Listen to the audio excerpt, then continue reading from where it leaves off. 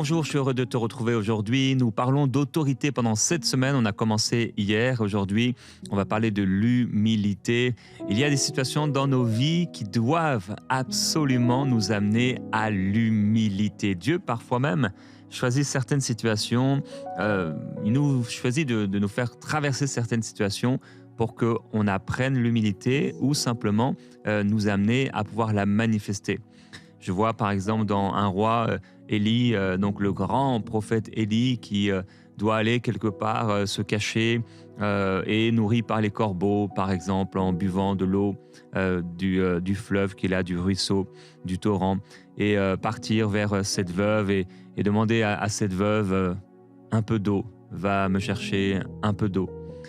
Parfois, est dans des situations, quelle que soit la position que Dieu nous a donnée, où on a besoin aussi des autres et on a besoin d'apprendre l'humilité. Et je prie qu'aujourd'hui, tu puisses apprendre ou réapprendre ou continuer de manifester cette humilité qui est si précieuse. L'humilité, elle précède la gloire. Et aujourd'hui, encore très heureux de recevoir Yvan Carleher, pasteur à MLK. Et on va t'entendre donc, dans cette pensée du jour aujourd'hui. Avec plaisir, avec plaisir. Ce qui est de plus dur par rapport à l'humilité, c'est quand elle nous oblige à nous détester nous-mêmes. Il y a des moments où on n'aurait jamais pensé qu'on descendrait aussi bas. Peut-être que tu as même à un moment renié ta foi. C'est drôle parce que pendant des années, tu étais celui qui faisait des conseils aux autres. Tu étais celle qui encourageait ta sœur, tu étais celle qui priait à voix haute dans l'église. Tu étais une référence spirituelle pour tes petits frères. Puis un jour, toi là, tu t'es effondré. Et Pierre, il n'aurait jamais pensé renier Jésus. Mais vraiment jamais. Si jamais il y en avait un qui pensait qu'il tiendrait jusqu'au bout, on a vu la devise de persévérer. Pierre, il se disait, moi je tiendrai. Il n'aurait jamais pensé renier Jésus. Il était assez sûr de lui et il avait des belles qualités, on l'a vu hier déjà, mais il y a un moment, quand Jésus leur a dit « Attention Pierre, tu vas craquer », il a dit « Mais Jésus, si tous t'abandonnent, si tous c'est des losers, t'as fait un mauvais casting, mais moi Dieu, avec moi tu peux tenir.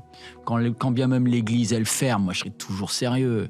Moi si tout part en vrille, je suis prêt. » Écoute Pierre, avant que le coq ne chante, tu m'auras renié 3 fois. Pierre, il n'écoute plus et peut-être que... Je te remercie déjà d'avoir pris le risque d'écouter ce message, parce que Dieu essaie de te dire quelque chose.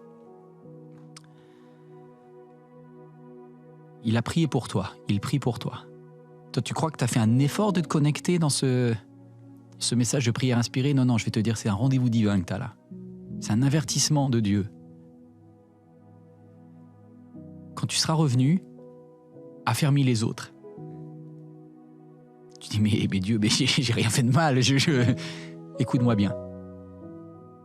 Écoute-moi bien. Quand tu seras revenu, affermis les autres. Il y a une clé que tu n'as pas encore déverrouillée dans ta vie. Je te donnerai les clés du royaume des cieux, avait promis Jésus à Pierre. Mais cette clé-là, il pense l'avoir, mais il l'a pas. Elle n'a pas été forgée. Je vais te dire où la clé de l'humilité, elle se forge dans quelque chose que je déteste qui s'appelle l'échec. Je veux zapper cette phase d'échec. Mais tu vois, tu veux être un leader, tu veux être une madame pour Dieu, tu veux être un monsieur, une référence spirituelle pour les autres. Je peux te dire une chose. Cette clé-là, c'est dans ton échec qu'elle se forge. Et c'est ça qui est très difficile. C'est ça qui est très difficile. Alors Dieu a entendu ton cri. Dieu, il a entendu ta promesse. Tu dis, j'abandonne tout. Peut-être tu as envie de le dire aujourd'hui. J'abandonne tout. Ça coûte cher de tout abandonner. Beaucoup plus que ce que tu penses. Est-ce qu'on peut juste prendre ce cœur ensemble?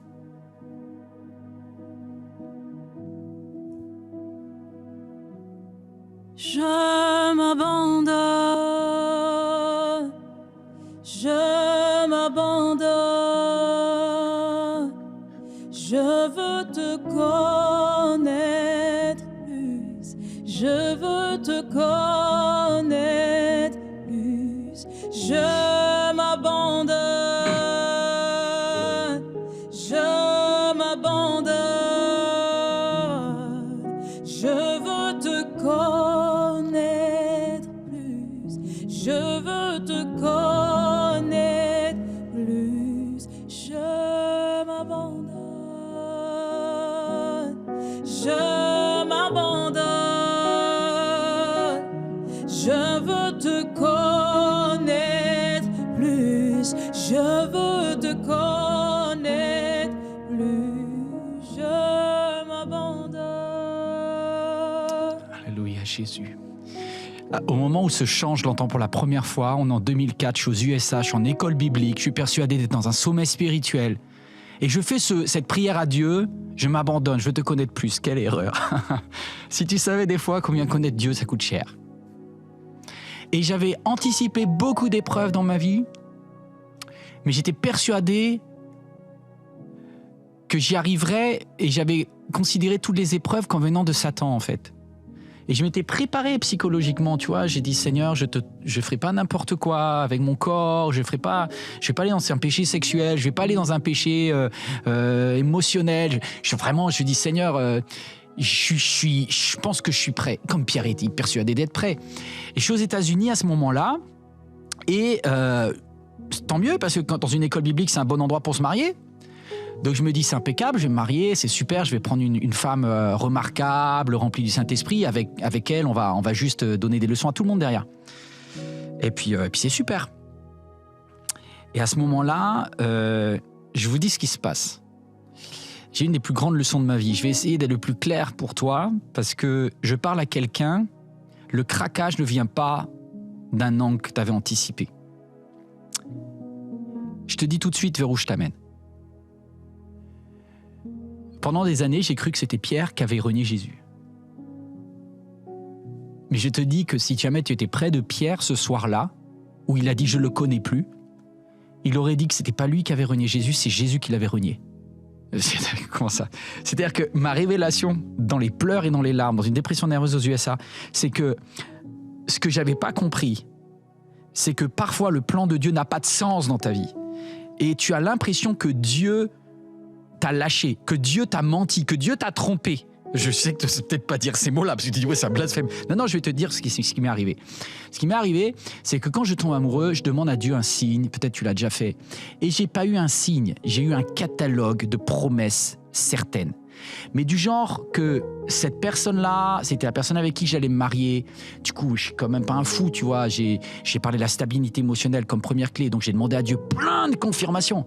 Je veux dire, j'ai jamais eu autant de confirmations de Dieu que envers cette personne-là que j'étais persuadé qu'était le plan de Dieu pour ma vie. Il y avait tout qui matchait. Tout matchait. J'ai même un professeur qui comme ça, en blind test, m'a dit le nom de la personne. On était 1200 élèves. Il y avait 6000 jeunes filles. 600 jeunes filles. Donc, il avait une chance sur 600. Il m'a dit le prénom exact. En plus, c'est un prénom rare. Cette personne, elle s'appelait Jana, J-A-N-A. Et j'étais même pas amoureux du sens, tu vois, un flash et tout. C'était un truc où j'avais l'impression que ça venait du Saint-Esprit. Et alors que je me prépare à me déclarer, tu vois, je dis, Seigneur, il faut que je fasse un jeûne et prière. Peut-être tu es tellement sérieux, tu veux tellement bien faire les choses que tu dis, Seigneur, 1 mot, 2 mots, 3 mots de toi, je veux une confirmation complète, tu vois, mieux que Gédéon. Et donc je suis dans cet avion American Airlines pour le retour.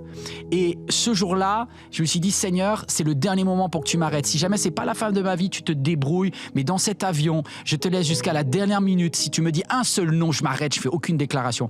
Je m'étais jamais déclaré à une jeune femme. J'avais jamais pris une seule femme par la main. J'avais jamais embrassé personne. Donc tu vois, c'était comme un espèce de trésor entre moi et Dieu. Et je vais dans l'avion American Airlines. La nourriture est pas bonne, on va pas se mentir. Et je vais dans American Airlines, j'ai une pizza, j'ai le plateau repas, tout. Vous êtes peut-être passé par là aussi, les amis. Soyons vrais. Il y a des moments comme ça dans notre vie. Et je suis dans cet avion American Airlines et je dis, mais tu vois, quand l'hôtesse, elle arrive pour se servir, je suis en classe éco de base, tu vois, et puis je vois une pauvre pizza, je vois qu'elle sert les repas, je dis, oh, j'ai pas faim, est-ce que je vais manger ou pas? Et je dis, Seigneur, voilà, je vais atterrir d'ici 1 heure ou 2, donne-moi un dernier signe de toi. Et au moment où je termine ma prière, tu vois, la dame, elle me sert le plateau repas. Et elle me donne la fameuse pizza, la petite compote, je sais pas quoi là, et un cookie. Alors moi, tu vois, le cookie, déjà, je mange pas trop, c'est pas trop mon truc, tu vois. Et le cookie, il y avait marqué Jana's Cookie. J-A-N-A, le cookie de Jana. Please enjoy. Non mais là, je me dis,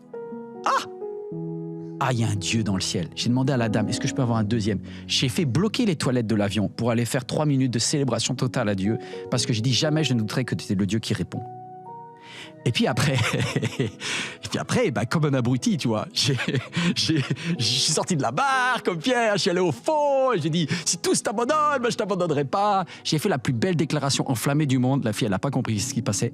Et à ce moment-là, il s'est passé un truc, c'est qu'au lieu de dire oui ou non à la rigueur, elle s'est effondrée en larmes et elle a fait une dépression nerveuse.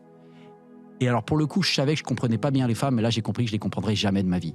Cette jeune femme a été complètement buggée et elle me dit I love you, however my answer is no. Je t'aime et ma réponse est non. Je lui dis c'est quoi le délire? Est-ce qu'il faut que je chasse? Est-ce qu'il faut que je prie? Est-ce qu'il faut que je sorte mon épée? Est-ce qu'il faut que je découpe l'oreille? Là, c'est l'atmosphère de Simon-Pierre. Qu'est-ce qui se passe? J'ai hurlé, je suis allé dans ma chambre, j'ai dit « Seigneur, qu'est-ce qui se passe? C'est un truc démoniaque qui la bloque? C'est parce qu'au contraire, je suis allé trop vite? Qu'est-ce que j'ai mal fait? Seigneur, dis-moi, etc. » Simon-Pierre, au moment où Jésus lui dit « J'ai entendu ta prière, tu veux tout abandonner, mais Pierre, ça va être un moment dur. Il va falloir que tu pries, tu ne vas pas comprendre ce qui se passe. » Pierre, il va prendre Jésus de côté et va dire « Jésus, tu sais, il y a un moment, je crois qu'on est tellement sûr de nous qu'on veut presque donner des conseils à Dieu en disant Dieu, au nom de Jésus, ta parole est plus solide que tout. » C'est beau. Je t'amène quelque part. J'ai gardé le cookie. J'ai pas digéré le cookie. Je l'ai gardé jusqu'à ce qu'il moisisse le cookie. Et j'ai commencé à faire vraiment un moment sombre dans ma vie.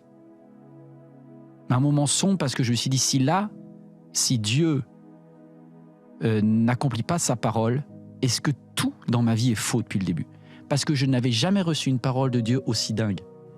Donc si cette parole qui était la plus solide que j'avais eue, double confirmation, triple confirmation, je vous dis, c'est le cookie, c'était vraiment le petit truc à la fin. Pierre, il avait fait 3 ans avec Jésus. Il avait entendu Jésus parler du royaume de Dieu, du royaume de Dieu, du royaume de Dieu, du royaume de Dieu, du royaume de Dieu, du royaume de Dieu. Et il avait lu la Bible. Et dans la Bible, il était écrit dans Zacharie 9:9. Et Pierre est un juif pratiquant. Pierre, il lit sa Bible. Pierre, il lit la Torah. Quand il va dans la synagogue, il lit la synagogue. Et il a lu les textes comme Zacharie 9:9, où Jésus avait dit, où la Bible avait dit, et les saintes écritures, la parole de Dieu avait dit, Jérusalem, ton roi vient. Il est monté sur un ânon, le petit d'une ânesse. Ton roi vient et il va régner avec autorité. Franchement, ce verset, Pierre s'est établi dessus. Et quand, à 3 jours, là, quand il rentre avec les palmes et les hosannas dans Jérusalem, ce jour-là, regarde, toi qui me regardes, ce jour-là, le Saint-Esprit, il est sûr et certain qu'il est sur le point d'être nommé Premier ministre de Jésus dans quelques heures. Et à ce moment-là, c'est obligé parce que c'est biblique. Et donc, quand Jésus est dans le jardin et que Jésus lui dit « Pierre, range ton épée », il lui dit « C'est pas possible. Parce que Jésus, tu vas pas mourir. » C'est pour ça qu'il prend Jésus à part. C'est pas parce qu'il veut juste faire le malin, c'est parce qu'il dit « Jésus, t'es pas en conformité avec la Bible. » J'ai dit, je peux te donner un petit truc. Tu vois, le petit âne là, il a confirmé qu'en vrai, tu vas régner. Est-ce que c'était déjà arrivé d'avoir cette folie dans ta tête, d'avoir une parole de Dieu qui est hyper solide et les circonstances et tout, et au final, tu comprends rien? Moi, je t'assure, ça m'a déstabilisé, mais déstabilisé d'une force. Et je pense que Pierre n'avait pas digéré l'ânon comme moi, j'ai pas digéré le cookie. Je voudrais te prier pour toi parce que je sais qu'il y a des choses que tu n'as pas digérées dans ta vie. Quelqu'un t'était persuadé qu'il allait guérir, il est mort. Maintenant, il est au ciel, mais objectivement, t'en veux à Dieu. Il est Dieu, donc tu n'oseras pas dire. Mais tu as un petit procès dans ta tête encore. Tu dis, Dieu là, un jour, tu m'expliqueras le pourquoi. Tu as permis ça dans ma vie. Tu as permis que cette personne-là me brise quand j'étais petite. Pourquoi Dieu t'a pris alors que j'avais prié? Pourquoi je me suis trompé dans mon mariage alors que j'avais essayé de bien faire les choses? Peut-être toutes ces choses-là, tu les as dans ta tête aujourd'hui. Et ton autorité dépend de ton humilité. Et ton humilité, quand tu dis « je te donne tout », c'est « je te donne tout, même ce que je ne comprends pas ». Et voici ce que j'ai voulu te dire aujourd'hui. C'est qu'il y a des choses que tu ne comprends pas maintenant, mais tu le comprendras plus tard. Cet été, on a fêté les 20 ans de l'église MLK. J'ai une femme merveilleuse qui s'appelle Nathalie, qui ne s'appelle pas Jana. Et objectivement, j'ai 2 enfants et je suis heureux en mariage. Vraiment, je suis heureux en mariage. Laisse-moi te dire, je suis heureux en mariage. Il y en a qui disent « Ah, mais quand même, il y a un petit problème. C'était quoi le truc alors ?» Je sais pas. Attends, pasteur, là, tu me déstabilises parce que tout doit être clair et tout ça. Non, Dieu, c'est pas des mathématiques. Explique à Pierre pourquoi Jésus est mort à la croix. C'était quoi dans le texte alors? Il a repris Zacharie 9.9. Moi, je suis sûr que quand, on le verra demain, mais quand il va reprendre Zacharie 9.9, il va dire, mais la fin, c'était quoi? C'était pas le royaume? Je comprends pas. Il y a des choses que Dieu permet dans ta vie que tu comprends pas maintenant, mais tu les comprendras plus tard. Moi, je peux dire maintenant, après des années, je crois que Dieu m'a amené quelque part. Il m'a amené dans une incompréhension de son plan, parce que sinon j'aurais été imbuvable. Vu comment je partais en mode j'ai tout réussi dans ma vie, j'aurais jamais pu avoir l'autorité que j'ai de te faire du bien aujourd'hui si je ne m'étais pas trompé moi-même. Et c'est dans tes échecs que Dieu est grand. Qu'est-ce que j'ai pleuré? Là, je pleure aujourd'hui, puis ça me rappelle, mais en vrai, je suis heureux, quoi, tu vois. Et aujourd'hui, j'ai presque envie de demander pardon à cette Jana, parce que je l'ai mis en vrac, en fait. Et je ne sais pas pourquoi Dieu a bloqué. Je sais qu'elle est mariée, je suis heureux pour elle. Mais il y a eu un soir, il y a eu un matin, ce nouveau jour. Pourquoi Dieu a permis cela? Je n'ai pas tout compris, les projets de Dieu pour ma vie. Mais je sais une chose, c'est quand j'ai dit je te donne tout, je te donne tout, y compris mon humilité et ma capacité à me tromper, à ne pas comprendre. Quelques années plus tard, Pierre a dû comprendre qu'en fait, dans le texte de Zacharie, il y avait aussi, de façon déguisée, une différentielle de temps. Entre le Messie souffrant et le Messie régnant, apparemment, il y avait plus de 2000 ans, puisqu'on est encore là aujourd'hui. Et ça, c'était pas évident dans le texte. Je sais pas, moi, dans la parole de Dieu, ce que j'ai pas tout à fait compris. Please enjoy. J'ai eu du mal à enjoy. Mais je sais qu'aujourd'hui, si je suis le pasteur, un peu moins dans le jugement que j'aurais été, c'est grâce à ça. Ton autorité dépend de ton humilité, de ta capacité à avaler des choses que tu as eu beaucoup de mal à digérer avec Dieu. Et dire, Dieu, je vais reprendre le chant là, mais je vais le chanter comme jamais. Et je te donne tout, vraiment, je le chante en disant, Seigneur, prends ma vie, tout ce que je suis, tout ce que j'ai aimé, ce que j'ai perdu, je te donne tout, papa. Et je te suivrai parce qu'en vrai, le plus grand amour de ma vie, la plus grande passion de ma vie, c'est toi. Et je te remercie pour toutes les grâces que tu m'as données. Aujourd'hui, quand je vois mes 2 enfants, ma femme, je dis waouh, mais heureusement que Dieu a arrêté le truc. Et Pierre a dit heureusement que Jésus est mort sur la croix finalement, heureusement que j'étais pas Premier ministre. Mais en attendant, quand Pierre est mort, crucifié à Rome, la tête en bas, parce qu'il a dit je veux même pas mourir comme mon sauveur, je ne mérite pas. Pierre, quand tu étais le plus petit et la tête en bas, c'était le plus grand pour Dieu. Quelle belle leçon tu m'as donnée aujourd'hui. On peut prendre, je te donne tout. Prenez-le avec moi.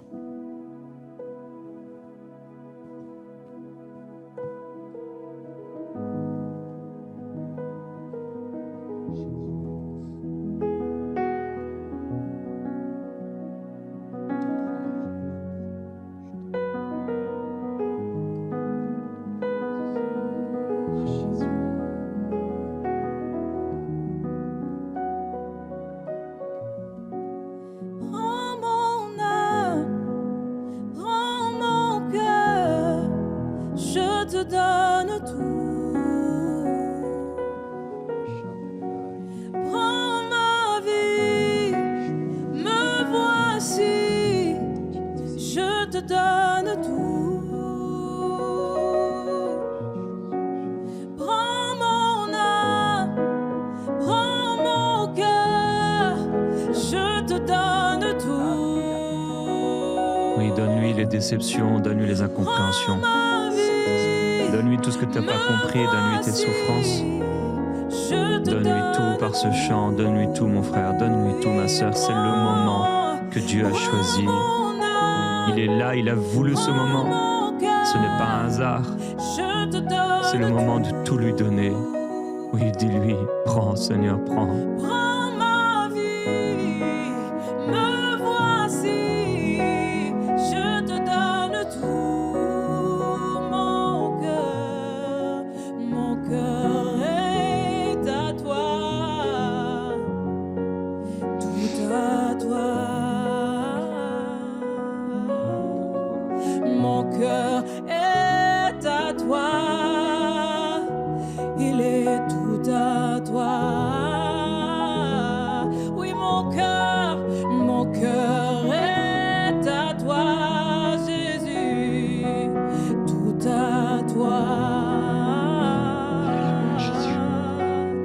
Mon cœur est à toi, tout à toi. Alors prends mon âme, prends mon cœur, je te donne tout. Prends ma vie, me voici, je te donne tout. Oui, Jésus, prends mon âme, prends mon cœur, je te donne tout. Prends ma vie, me voici au Père. je te donne tout. Alléluia. Je sais qu'il y a quelqu'un qui est en train de régler un vieux dossier avec Dieu en cet instant. Et je vois une personne que Dieu n'a pas guérie. Et là, peut-être tu es en train de pleurer toutes les larmes de ton corps au moment où je suis en train de le dire. Qu'est-ce que faisait Jésus? Il l'avait dit depuis le début. Pierre, j'ai prié pour toi. Au moment où tu vivais cette épreuve, où tu avais un décalage entre ce que tu appelais le projet de Dieu et ta foi, où tout était fracassé, Jésus était à côté de Dieu. Il intercédait pour que justement tu ne la perdes pas cette foi. Pour que malgré le deuil et la perte de cet être cher, tu restes cette personne incroyable qui fait confiance à Dieu. Et vraiment, je prie avec toi et ça fait longtemps que je n'ai pas ressenti cette souffrance. C'est pour ça qu'aujourd'hui, là, je sens ta peine. Et elle ne me reste pas indifférent. Je pense que le Saint-Esprit, si moi aussi loin de toi, j'arrive à le sentir, à combien plus forte raison le Saint-Esprit arrive à sentir ce que tu dis. Il est au moment où Pierre a même renié, tu vois, et là il a dit « je ne le connais pas, Jésus ». En vérité, oui, de toi aussi peut-être.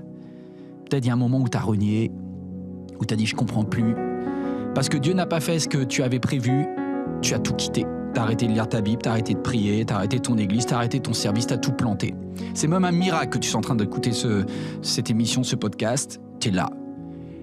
Et là, ce podcast, c'est quoi? C'est comme un regard de Jésus, comme le regard de Jésus à Pierre lorsqu'il est en train de se chauffer à un feu étranger, là.